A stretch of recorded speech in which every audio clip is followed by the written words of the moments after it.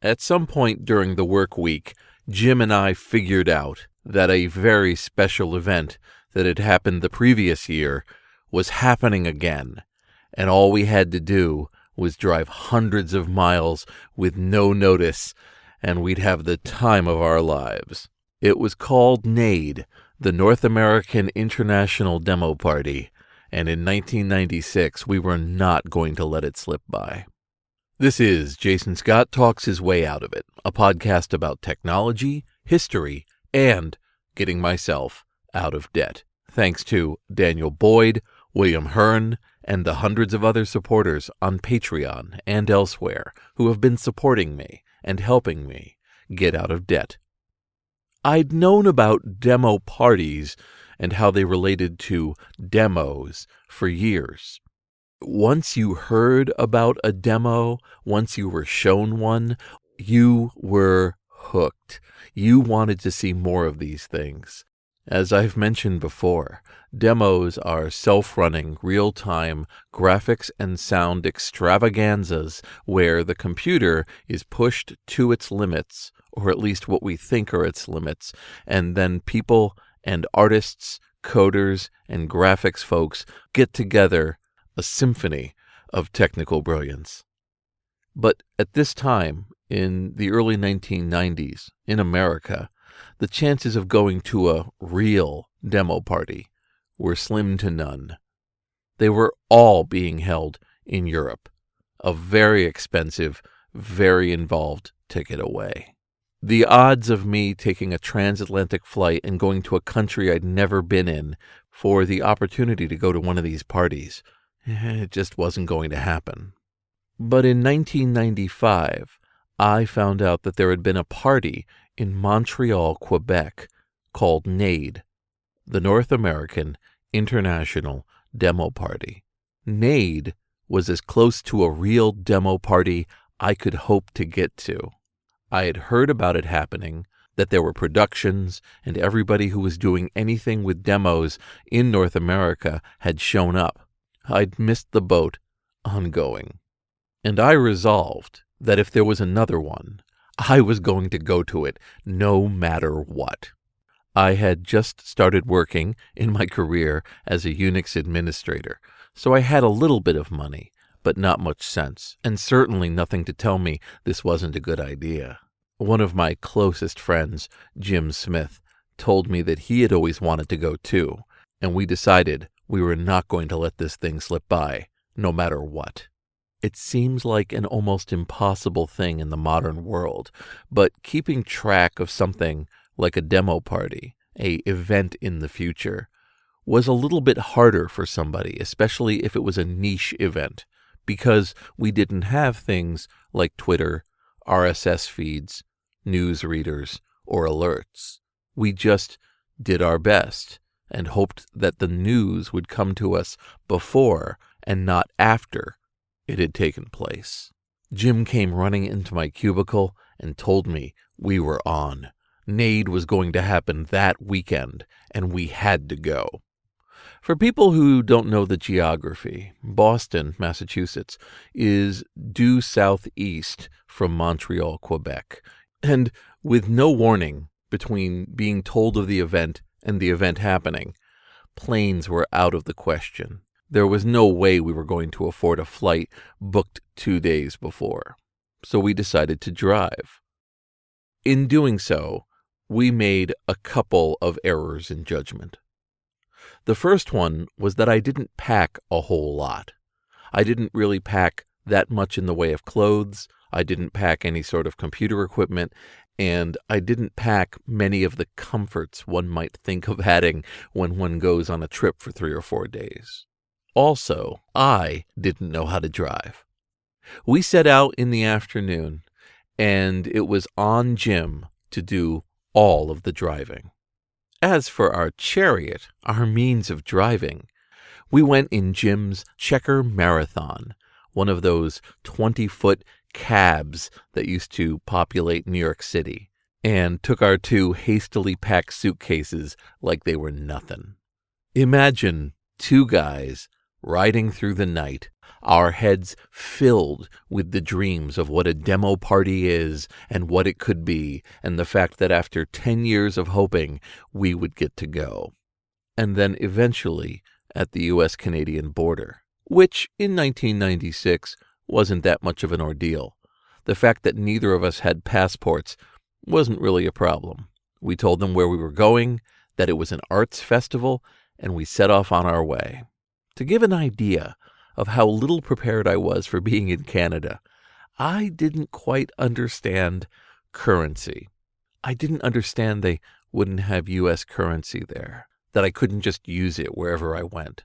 And I have a memory of us pulling over to a convenience store, and I used American money to buy Canadian goods at a 1-to-1 exchange rate. 1 American dollar equaled 1 Canadian dollar, which was not actually true. It was probably about 7 or 8 hours for us to get there, since the checker did have a maximum speed, and we pulled into where NAID was being held. I didn't quite understand that it was a school, a college, and they had booked the entire thing as an arts event. We parked in the parking lot, picked up our bags, and walked over with no idea of what we were walking into. Demo parties of a certain size are very similar to a lot of other conferences, especially ones without a major vendor area or aimed around a specific industry. It was just room after room of stuff going on, with some sort of main event happening towards the middle of all the days. Otherwise, you were milling around, meeting folks, talking about things, and hopefully getting involved in conversations and screenings and events and whatever else was coming your way. It's a bunch of people meeting around a general idea and finding things to do together. Luckily, we weren't the only ones who had decided we were not going to miss NAID 1996 under any circumstances. Hundreds of people had shown up, primarily 20-somethings and 30-somethings, many of them hauling entire computers, desktops, and screens, and then loading them into classrooms. The way that this conference worked was they had booked out an entire school for the weekend, including the conference rooms, the classrooms, the open areas, and the cafeteria. The cafeteria had become a kind of ersatz stage, while the classrooms became dormitories. For a few dollars, you could sleep over in the classrooms. People knew this and had brought sleeping bags and cots. I didn't think ahead that far. I paid a few dollars to sleep there, but the fact is, I had not even given a second of thought to something like a hotel or getting any kind of bedding or anything like that. That was how green I was walking in here. As it turned out, I ended up sleeping using my suitcase as a pillow and my jacket as my blanket. I was at an age when you could do those sort of things to yourself and still recover the next day. Caffeine and excitement were my engine. I'd walk the hallways between different classrooms, and people would have all sorts of computers set up playing all sorts of things. Folks were trying to put together their demos at the last moment. You could see all sorts of toys and tricks, and some incredibly smart people who were more than happy to be social, answer questions, and if you were really lucky, match a face to a name you had heard for years beforehand. One of the most prominent American groups was Hornet, and members of Hornet were scattered all throughout this event. I met people who had worked on music players, demos, programs that I'd heard about and involved myself with for years. This was right around the peak of me being Sketch the Cow, the writer of music modules, and so I was wearing a cow suit through most of the event. People would walk up, say hello. It was a pretty good conversation starter. The cacophony of voices was incredible. People were talking and yelling and walking around everywhere. Think of a concert before the band starts playing, and it was like that almost 24/7. The nice thing about get-togethers like this is everybody knows why they're there, and everybody shares so much in terms of what drives them that you don't even have to begin to explain yourself. You never explain yourself. You just start off talking about some deep involved aspect of demo coding or music or groups you've heard of, and everybody knows what you're talking about. And there were contests. I'm not a contest guy, but when you find out there's a floppy disk throwing competition and something called a font throwing competition, well, you show up. There's actually video of this, people milling around a open area in the courtyard, being given floppy disks and being told to throw them across the courtyard as far as they could. People could actually win this and get some sort of prize. With almost 25 years of distance between me and the video, you can really see it for what it is. A bunch of folks who spend a lot of time indoors, enjoying the outdoors for a few minutes. I didn't win, I didn't place, but it was fun to do something ridiculous, geeky, and with nobody questioning whether it was a good idea at all. The font throwing competition, by the way, involved taking a font wheel from an old printer and tossing it. The problem with this was that, unlike the floppy disks, which only traveled maybe 10 or 20 feet, font wheels are basically frisbees, and so as soon as they started the competition, people started getting them on the roof, and that was the end of that. The main competition, of course, was the demo competitions. In a demo party, besides the social aspect, everybody is nominally competing to enter various contests around demos, music, graphics. So you'd create some sort of graphic art and then have it be judged. Same thing with music, same thing with demos. Folks would either work on these demos for months beforehand, or they would hack something up at the party, completely getting rid of sleep and sanity to make something right there, usually typing in some sort of message to the party indicating that the demo itself was created 5 minutes before deadline. They get the biggest screen they can, everybody sits down in front of it, and you just cheer along as entry after entry is played, and you vote on who you think did it the best. Before I went to NAID, demo parties were very abstract. They were some sort of competition that resulted in a winner. I had this idea that it was very organized and people dealt with judges and ballots, and it was like a dog show for all of its regimented activity. But generally, demo parties tend to be crowd pleasers over anything else.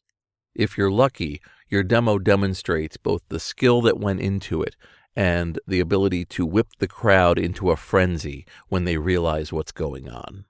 In that way, there are always upsets and there's always unfairness.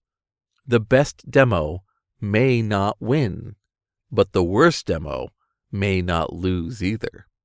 What's nice about that first demo party is I don't have any negative memories. I don't have any memories of people being mean or keeping people locked out or otherwise making folks feel unwelcome. Everybody was here for fun. Everybody who had come from America knew how rare it was to have one of these happen so close.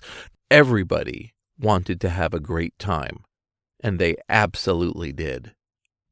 I'd been very hesitant to go to any hacking conferences or hacker parties because I felt that put you on a list, that it made you a target, that things could go wrong, and none of this sold me. But at NAID, I had a whole different way of thinking of it. I had an epiphany.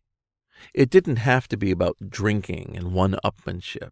It could be about sharing the things that you loved together and making connections and friends that you otherwise wouldn't have any idea existed, and then everybody working together to have events and experiences that we would share and refer to for years afterward.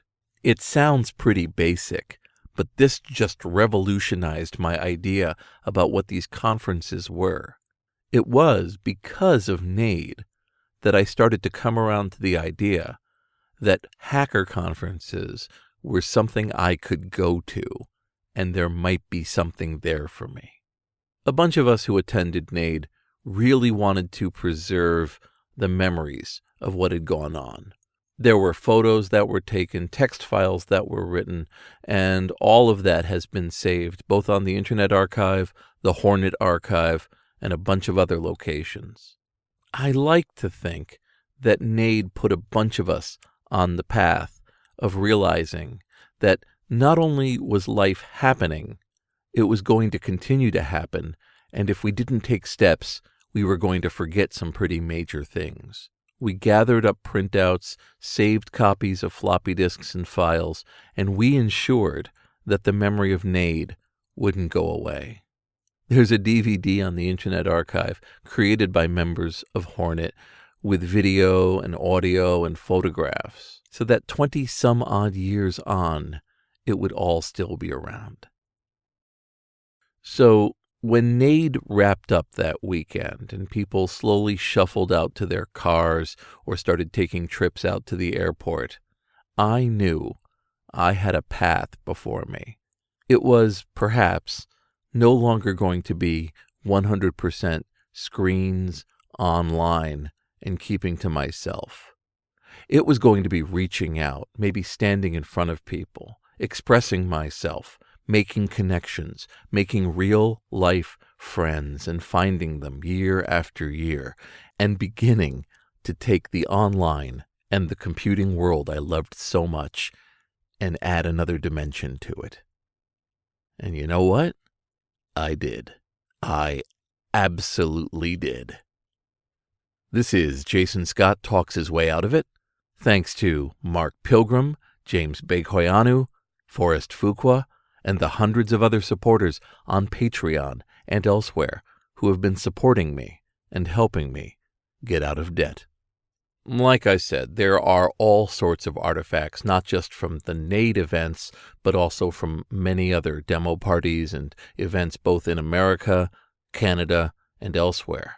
I ended up running my own demo party years later, inspired directly by NAID, and with me flying in some of the speakers who I loved at NAID so they could give encores, and we could record them definitively, giving those great talks. Just last year, I attended a demo party called Synchrony. It takes place in New York City and Quebec. You have an event in New York City that starts on Friday. People attend some talks and some shows, and then on Saturday morning, you hop onto a train and ride from New York City to Quebec. Hacking on the train, people actually set up machines and discuss code and write actual productions on the train. Everybody arrives in Quebec, and we then go to a company that has set up a screening room, and we watch demos and have a good time. When I went, I found out that in attendance on the Quebec side were organizers of NAID, and I took the time to make it very clear to them how much of an effect they'd had on my life and what a success their demo party was. Thank you so much, guys.